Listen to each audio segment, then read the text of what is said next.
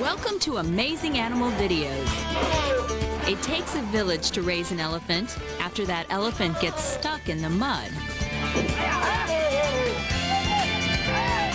And what medium is this artist employing? Oils? Charcoal? No.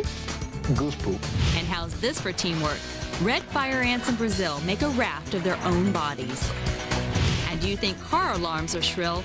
Wait till you hear what this cockatoo can do. All this and more on Amazing Animal Videos.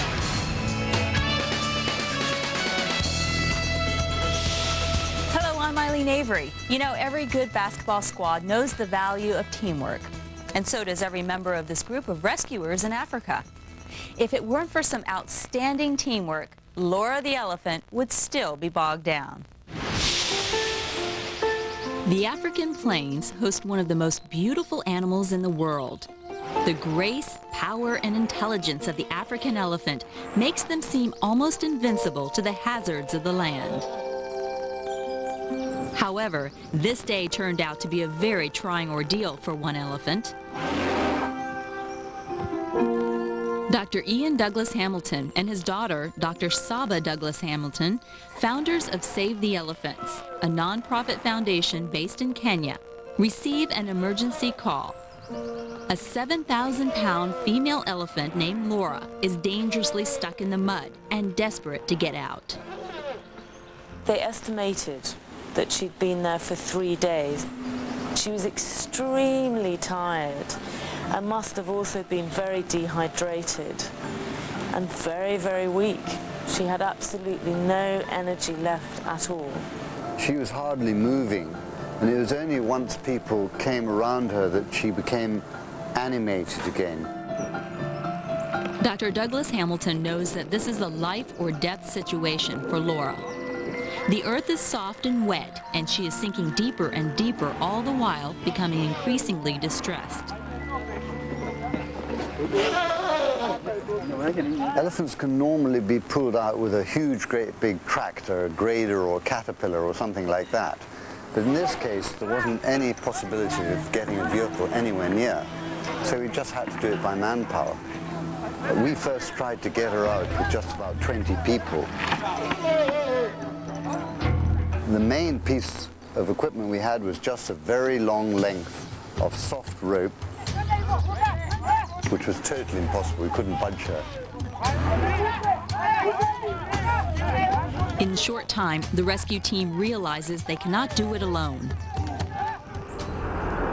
They call in as many people in the small village as they can reach.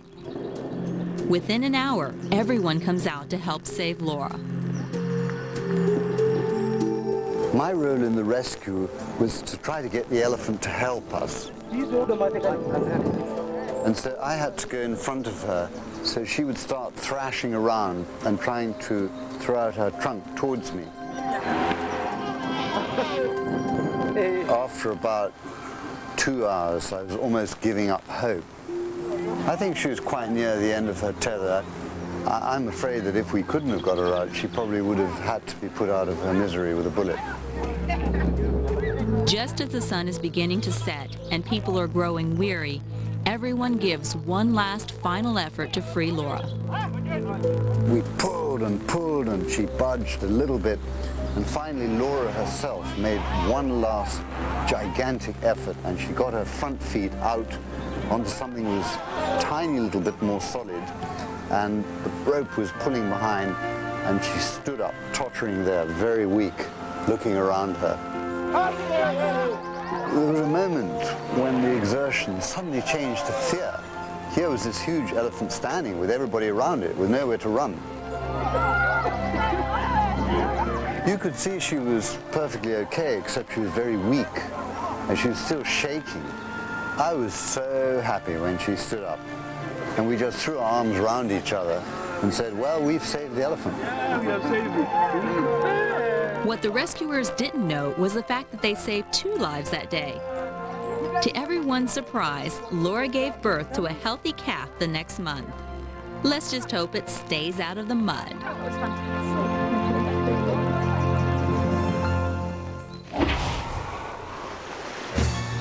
This pregnant Jersey cow is in big trouble. Tinkerbell is trapped on an inaccessible cliff ledge off the Cornish coast of England. She was grazing on the cliff top when she spotted some more appealing greenery down below. So Tinkerbell pushed her way through a fence on the cliff top and then fell 180 feet down the rock face onto the ledge. Surprisingly, she didn't break even one bone. That's the good news. The bad news is, how in the world does she get out of this predicament? Thankfully, a fisherman spots Tinkerbell and alerts the Coast Guard. Maritime rescuers arrive first on the scene, but once they realize they can't access the ledge, the Royal Navy is called in to assist with one of their helicopters. The rescuers reach Tinkerbell and have no choice but to push her into the water, so she's in a better position to be lifted to safety. Okay, so now she's in the right position. Next, they have to figure out how to get a harness around her securely. A veterinarian on the scene tranquilizes her, and as she lays on her side, the rescuers hold her head above water. The harness is securely attached to Tinkerbell and the helicopter line. She's ready for airlift. It's probably a good thing this expectant cow is tranquilized, because if she were fully awake, she might be just a little traumatized about flying through the air like this. Finally, Tinkerbell's back safely on the ground. She's checked over, and she and her unborn calf are given a clean bill of health. I think Tinkerbell's learned that the grass isn't always greener on the other side of the fence.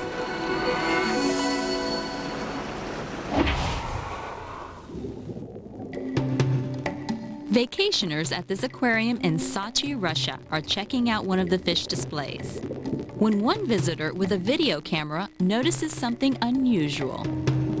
A thin crack on the glass of this 1,000-gallon tank. The tourist continues filming as the crack grows alarmingly longer and wider, until the tank finally breaks wide open.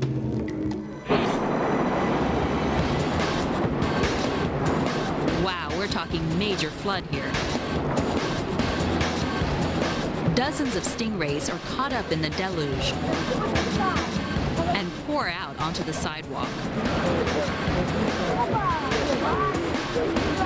Luckily, surprised onlookers quickly take action to try and save these helpless creatures, because they won't survive for very long out in the open air.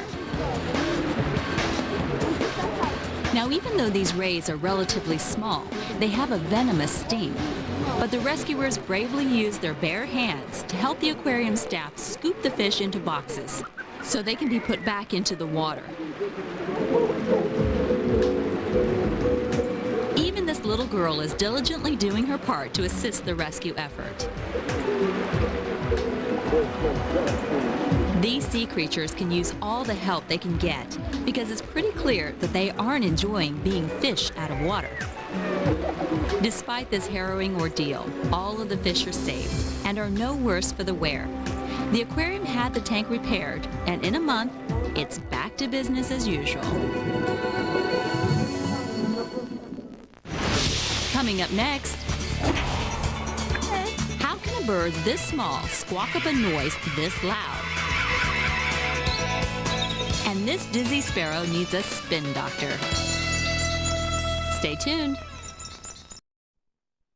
High up on the list of the most annoying inventions of the 20th century, right up there with leaf blowers and parking meters, is the burglar alarm. So imagine what it must be like to come home and find your prize cockatoo has learned to imitate, guess what? Uh-oh, did we just happen upon a burglar? Where's that alarm coming from? It's coming from the beak of Charlie the alarming cockatoo, who lives in Derbyshire, England. I'd had my house alarm installed probably a week, and Charlie just started mimicking it. He'd probably do it to 4 or 5 times a day, and whenever he feels like it. Of course, Charlie has all the usual cockatoo talents, including saying his name. Charlie, Charlie. But Charlie's special genius is, be glad you don't live next door.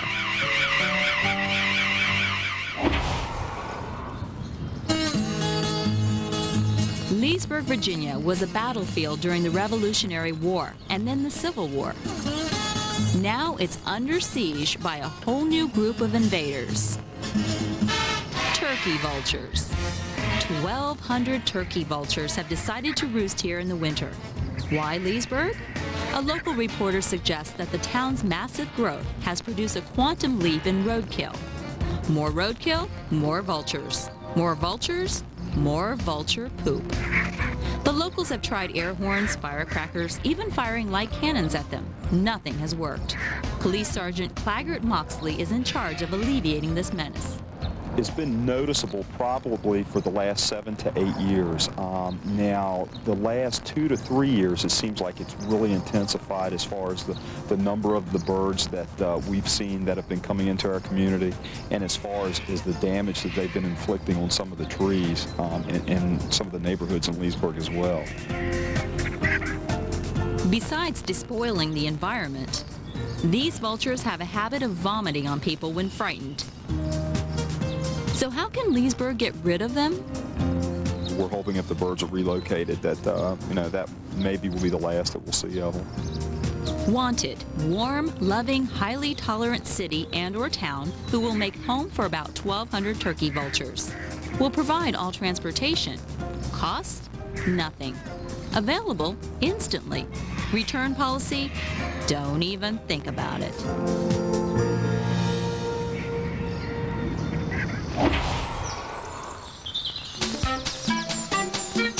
Here is a sparrow exhibiting what we call common human behavior. Haven't you ever spent all day at work chasing your own tail? Like so many of us, this song sparrow is absolutely convinced that one more turn is the answer. Just one more turn and it'll get that feather. Of course, one good turn deserves another, and another, and another.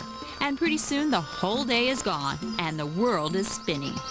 There's a lesson here for all of us. When you're caught in a closed feedback loop chasing your own tail, ask a friend for help. It may solve your whole problem. You never know. Coming up next, when the queen says she's absolutely positively has to cross the river, the worker ants use their bodies to float her boat. And meet Buddy and Monica, a couple of pint-sized micro-pooches. So what's the real poop with this coffee? Is a bean that's traveled through an animal's intestinal tract really worth $200 a pound? Stay tuned.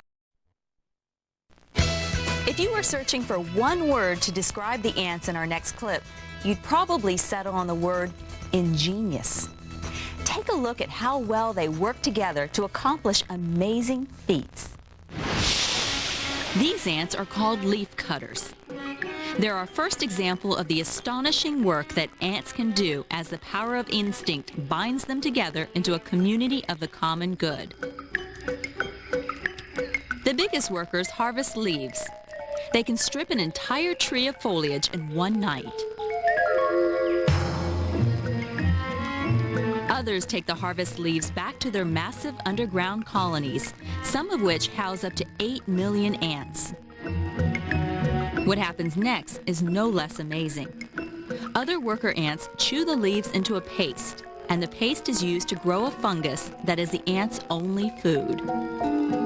The entire colony is perfectly organized, perfectly cooperative, perfectly peaceful.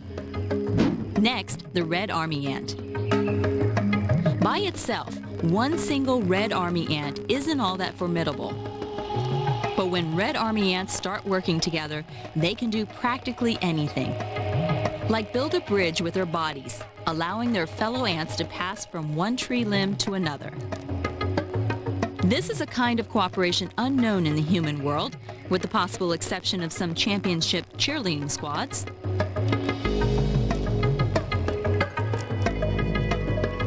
Here's the ant version of the human pyramid.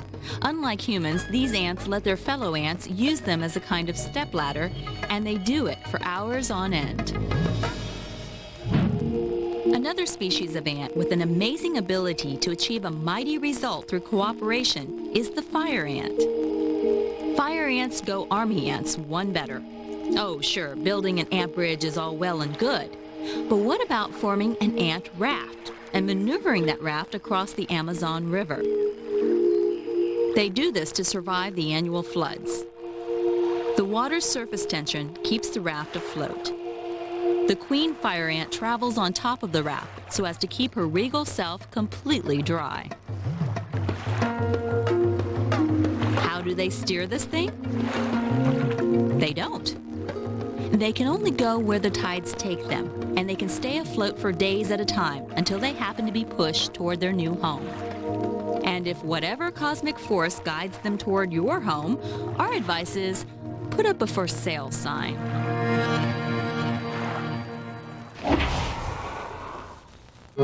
Get ready for your close-up. This is your moment.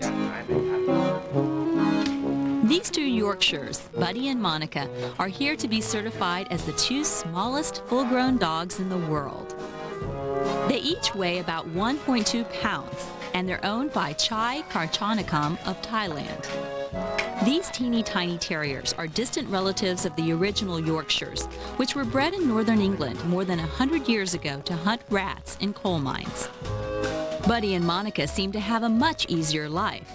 All they have to do is pose for the cameras and look cute. Not that being photographed is any walk in the park. Oh well, it's just the price you pay for being a world record holder. Coming up next, if somebody asks you where this particular coffee comes from, you'll have one great story to tell. And an artist who has discovered a whole new way to express himself. Goose poop.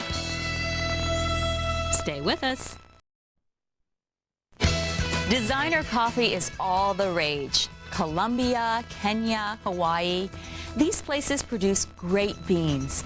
But the rarest, most expensive beans don't come from a where, they come from a what. Hang with us for a second. This story is going to give a whole new meaning to the phrase processed food.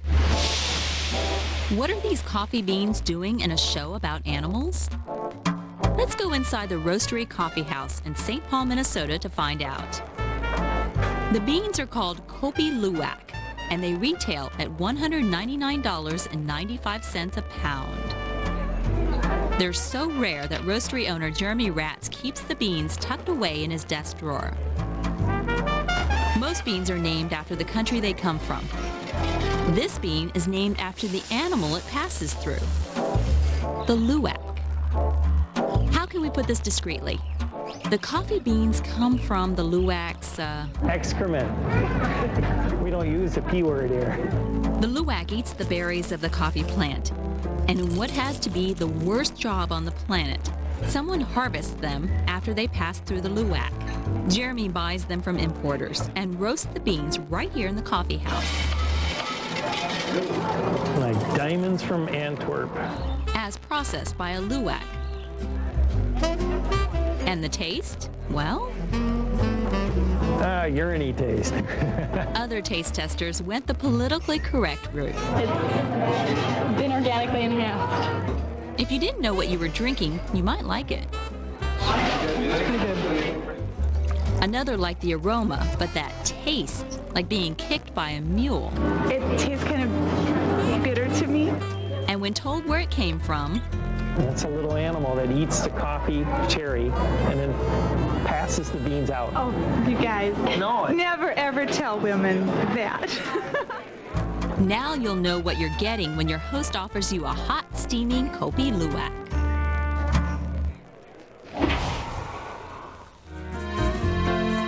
This is the work of an artist named Gary Blum. Gary has a problem most artists would love to have. He just can't turn out these geese portraits fast enough. It's not so much the subject matter, it's what he uses to create them. He doesn't use paint, crayon, or colored marker. Gary uses only the finest premium, 100% domestic Goose poop. That's probably why you'll often find Gary wandering around here by Silver Lake, Minnesota, feeding thousands of geese. What the geese leave behind, he scoops so he can create his art. If there's a poopologist, I guess I would be it when it comes to geese, yeah. How did this all begin? Well, Gary had to create a gag gift for a retiring colleague. And it was an 8x10 of just nothing but poop and feathers, and it was titled Geese Flying South as Viewed from the North.